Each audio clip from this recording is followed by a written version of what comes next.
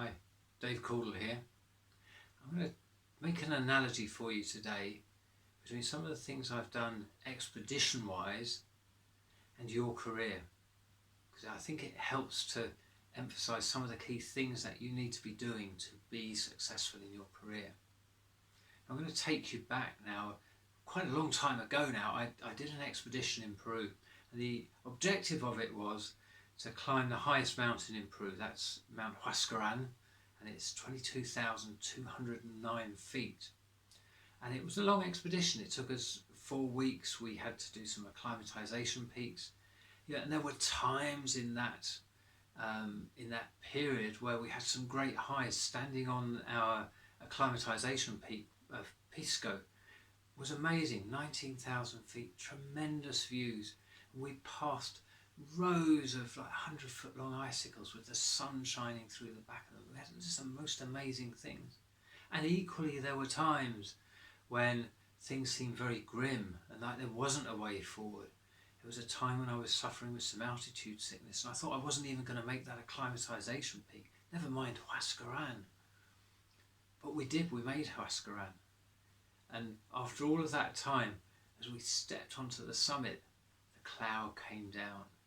So from the top, the view I got was the inside of a cloud. Now you could say, well, yeah, that's a massive disappointment, but actually it depends how you look at it. You could look at it like that, I guess. But actually for me, that was the highest point I'd ever reached. It was the culmination of a wonderful journey.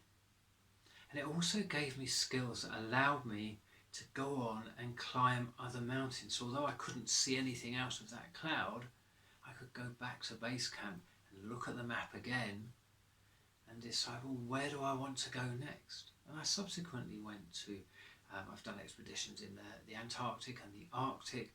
I went back to the Himalayas and did an expedition under the foot of Mount Everest. Some amazing things. But everything we do in our career is like that. We achieve some amazing things, and hopefully we stop and we appreciate them. And then we use those experiences to plan and move ahead and do something even better in the future. And there will be times when we have times in our career where we're not enjoying it. It's about having the mental resilience to carry on, to move through those things, and to come out the other side and carry on.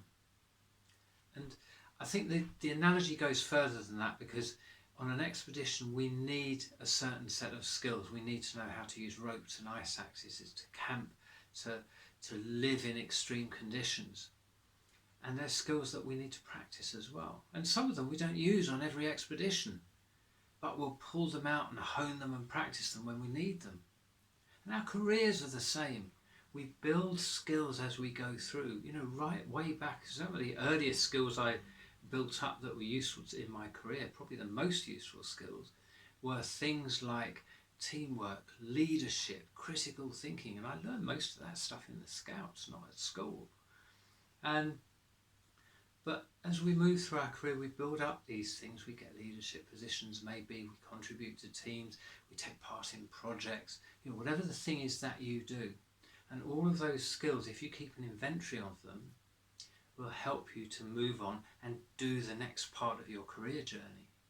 And there are also the things about how we take that journey, our qualities and our way of being. And it's also worth keeping a tab on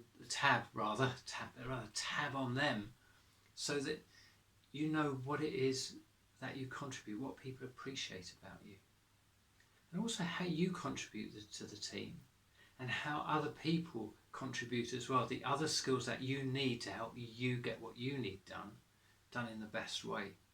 So it's a collaborative effort. So and that relates so well to the whole expeditioning thing. You know, we don't achieve it on our own. No one steps on top of Everest ever without the support of other people.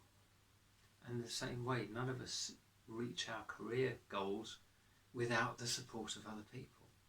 And I think for me, the biggest thing that I've found out probably quite early on in my expedition career, that actually having the mindset and the attitude and the mental resilience at least half of the effort of standing on top of a major mountain peak is up here.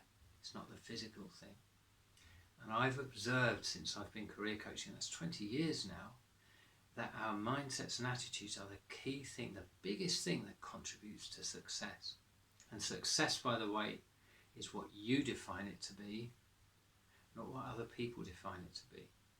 So for me, success in a mountain and an expedition is about the journey. It's not necessarily about standing on the top of something. Some of the best expeditions I've done have not had an objective of standing on top of a particular mountain. Although I have to say I've enjoyed the ones that have as well. But that's my definition of success. There are people I know who won't go on an expedition unless it has a particular major peak at the end of it. So it's the same with your career. What's your definition of success? Stop and think about it. Pause the video, stop, think, what does success mean to you? Are you getting that in your career? And have you got the skills to navigate your career in the direction that you want it to go in? Whether that's up some great big mountain, down a beautiful valley, or to a place where you can sit on the beach for a while. I hope that's been useful, but that analogy for me is absolutely key because it helps me to help my clients to understand where they need to go and what they need to do to be successful on their own terms.